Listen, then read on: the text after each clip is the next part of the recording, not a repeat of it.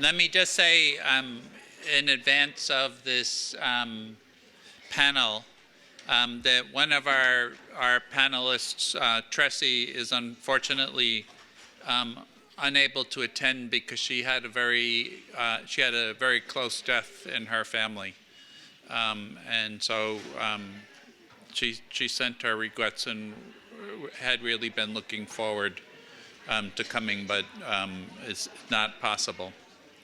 So we may have to shut those doors in the back if there's a lot of noise coming in. So we've now had the grand sweep of history, and so we're now going to start digging down into organizing and what can actually be done. And so I will turn the floor over to you. Good morning, everyone. We're looking forward to a great panel discussion. And my name is Paul Dannenfelser. I'm an adjunct instructor at Temple University and a part-time lecturer at Rutgers University in Camden, New Jersey. And I have also, in the last couple of years, been working with United Academics of Philadelphia, a union project by the AFT to form a contingent local metro-wide. And last year, the adjuncts at Temple University voted to have a union and join the full-time union. And 1,400 adjuncts have now joined 1,400 full-time union members, faculty members at Temple University, and we're in the process of negotiating a contract there. We're also in the process of a campaign at Arcadia University, which we expect to have an election early next year to organize 350 or so contingent faculty at Arcadia. So I'm very happy to be moderating this panel, and perhaps just before I do some brief introductions of people that are going to speak, if we could just think about, when we get to the question and answer portion, to think about what steps we can take going forward, and also to make some space for maybe some voices to be heard that are not always heard. So I would encourage people that maybe that don't always come up to the microphone, some of our younger members here, our participants, to step up and ask some questions and engage in some conversation. So we have two panelists with us today. The first is Angus Johnston, who is an adjunct assistant professor in the Cooney system at Hostess Community College and the founder of studentactivism.net. So done a lot of work with students. And then we also have Hamilton Nolan with us, who has written for worked with Gawker in the past and now Deadspin, and helped to form a staff union, and has also written a series on adjuncts and adjunct stories. So I'm going to turn it over to them. We're going to start with Angus, and he's going to take us through his presentation. Howdy. So on, one second. Every election cycle for the last 10 years, yes, 12 years, my kids and I have gone down for the last weekend before the election. I have a friend who at the time was working as a campaign manager, and we would go and volunteer. And the first time was my older daughter. She was not quite 2, and we spent 4 days knocking on doors. And every 2 to 4 years since then, we've done the same thing. And so this year on election night, I was actually here in Washington, D.C. We had been doing campaign work in Virginia for Clinton and for a House candidate. And so we were sitting in my friend's basement, and I was sort of trying to console my kids at about 10 o'clock when it was looking like we knew what happened, but we didn't know for sure. And I got a call from a reporter from the Chronicle of Higher Education who was working on a story about what this meant for higher ed and what the students were going to be doing and what the faculty were going to be saying. And she said, so what happens next? What comes next? And what I said was, I didn't know what was going to happen today. I totally got today wrong, so don't ask me about tomorrow just yet, because I have no idea what's coming. And yet here I am. So Luckily, my natural hubris of the professor has reasserted itself in the 4 weeks that have passed since. But also, I think it's really important for us to hold on to that sense of not knowing, because I think very few of us in this room predicted that we would be where we are today. Certainly, we have had a lot of surprises already in the last 4 weeks, and mostly unpleasant ones. And so I really encourage us to remember that we don't know what's coming next, and that the dangers of underestimating the challenges we face are, I think, a lot more dire than the dangers of overestimating them. And so with all of the stuff that I say here, I would encourage us all to treat this current situation as the crisis that it is. Having said that, I think some of the challenges we face are clear and obvious. Having come off of a really important and powerful victory in the NLRB for graduate student organizing for graduate student labor. It's almost certain that victory is going to be overturned, and by the end of a first Trump term, he will not only have the ability to appoint a majority of the NLRB, but the entirety of the NLRB. All of the currently seated seats on the NLRB come up for reappointment before 2020. So we're going to have an NLRB that is presumably dominated entirely by Trump supporters.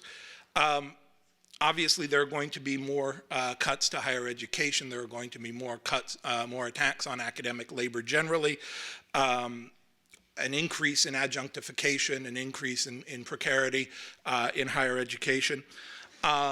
There are going to be increased intellectual witch hunts against faculty members. By the way, if the Breitbart member did come and you are here, I would just like to lodge a complaint. If you know the folks behind the professor's watch list, I am not yet included on the professor's watch list. My name is Angus Johnston, ANGUS-JOHNSTON.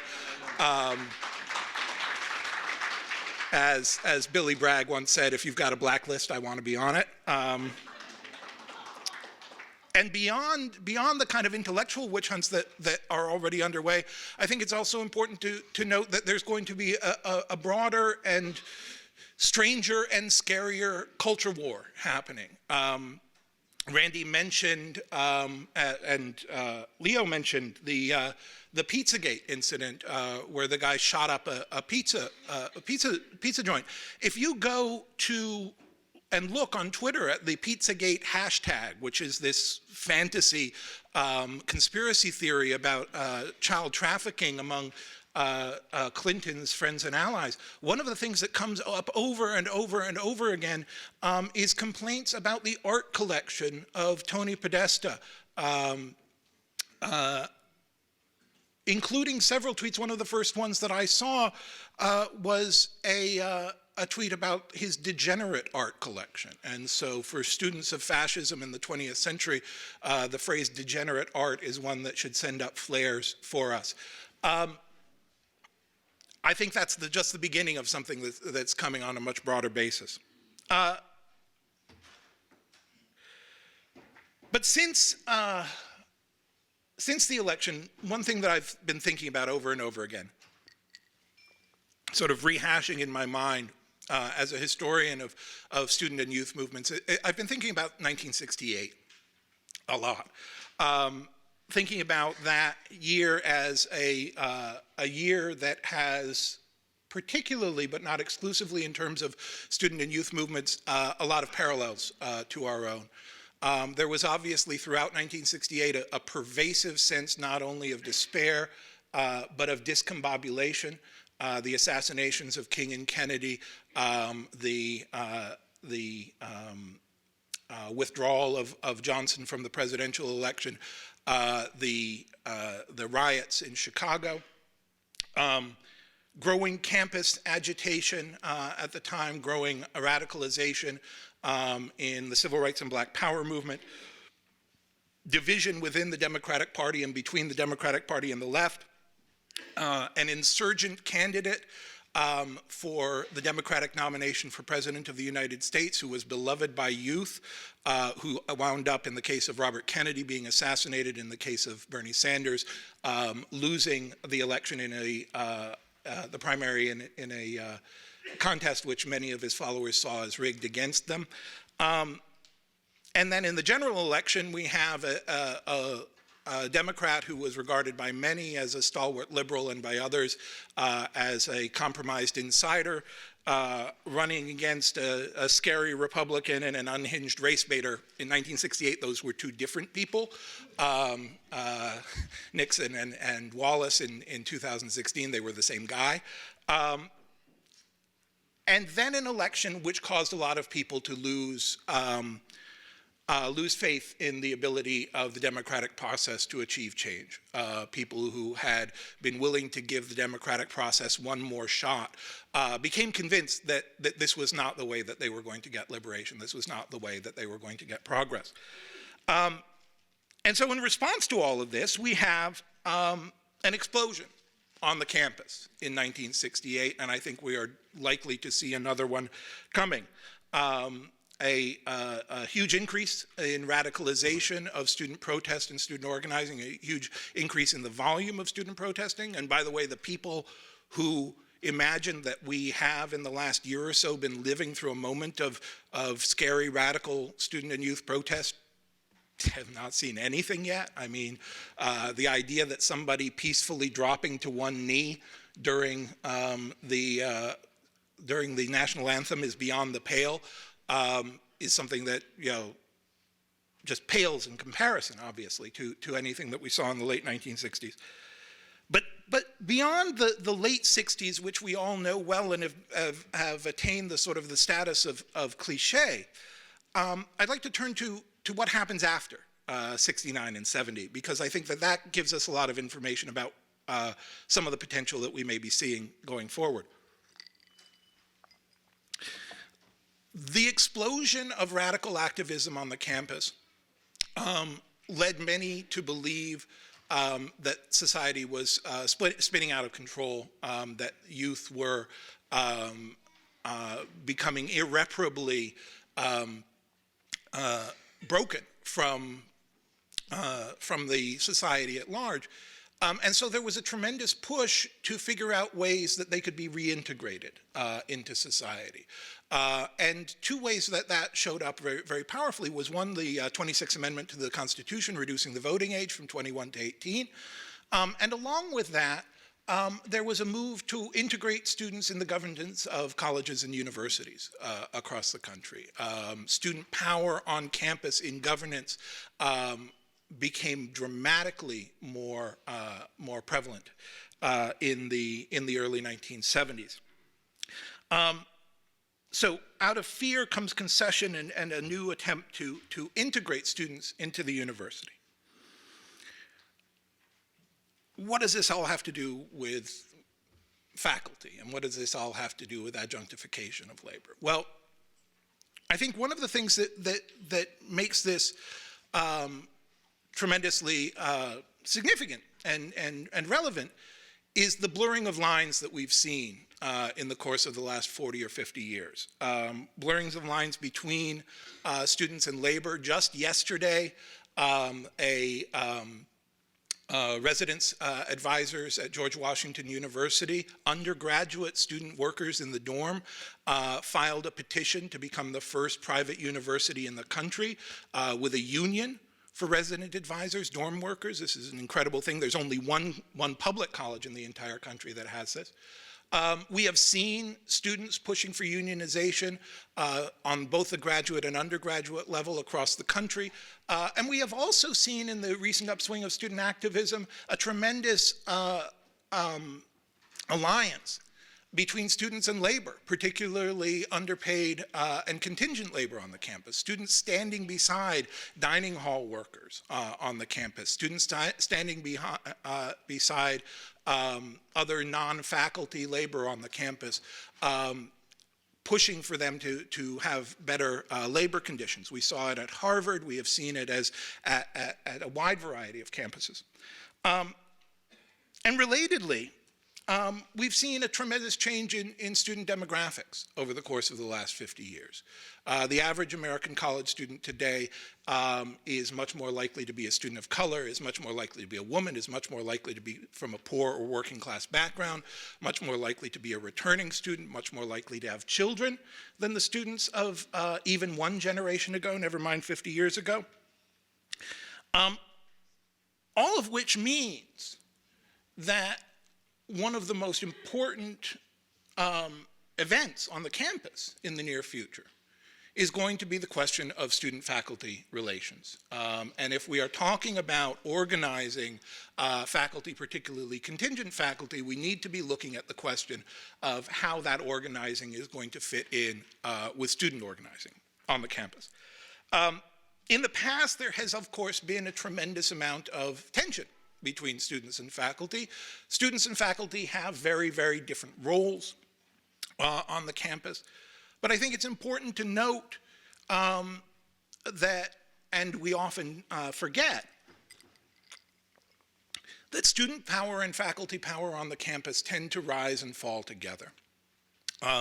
Students and faculty both made very powerful gains in the 1970s, particularly in the context of faculty unions and student involvement in governance. And student power on campus and faculty power on campus have both been steadily eroded ever since. If there is going to be a rebirth on the campus, it will have to be with students and faculty working together. I think it's also important to note that in addition to the blurring of lines between students on campus and labor on the campus, we also have seen a blurring of lines between contingent faculty and traditional faculty, tenured faculty, or tenure track faculty. We talk a lot about the adjunct faculty member as being somebody who bounces from campus to campus, who doesn't know where their next class is coming from. It's a frequent shorthand to describe adjunct faculty as part-time faculty. But the reality is that that image of adjunct faculty is a misrepresentation of the current situation with adjunct faculty. Many adjunct faculty are essentially full-time. I'm an adjunct faculty member. I taught 9 classes last year, all of them on the same campus. Yes, 9. I'm only allowed to teach 3 per semester in the spring and the fall, but I fill in with 2 in the summer and 1 in the winter session. I have health care, thanks to my union. Thank you, PSC CUNY. I have paid office hours. The new contract means that I'm probably going to have a 3-year appointment, but I am still an adjunct, which means I am paid a lot less. I am treated with a lot less respect in a variety of other ways. And so this idea that there is this hard and fast distinction between full-time and adjunct faculty is one that I think we have to get rid of, just as we have to eliminate this supposed distinction between students and workers on the campus. There's a lot more that I could say, and I hope to take a lot of questions, but I want to keep this as quick as I can so that we can get to as many questions as possible. But I'll close just by saying something that really struck me with the 2011 State House occupation in Wisconsin. I do a lot of work with students. As said, my field is student activism. I'm also a mentor and advisor to a lot of student groups. And so I knew a lot of the students who were occupying the Wisconsin State House in 2011. And one of the things that struck me with that occupation was that if you get a bunch of students occupying a large space, it looks like a bunch of students occupying a large space. If you get a bunch of labor folks occupying a large space, it looks like a bunch of labor folks occupying a large space. But if you get a mix of students and labor occupying a large space, and I realized this as I was watching these images on CNN, that if you get a mix of students and labor occupying a space, what it looks like is not students, what it looks like is not labor, what it looks like is America. It looks like you've got the whole country there inside that space. And so I urge my fellow faculty to take advantage of the opportunities presented by this moment, and to build the kind of coalitions that I think we're going to need, and to understand that, that students are going to be some of our most important allies going forward. Thank you.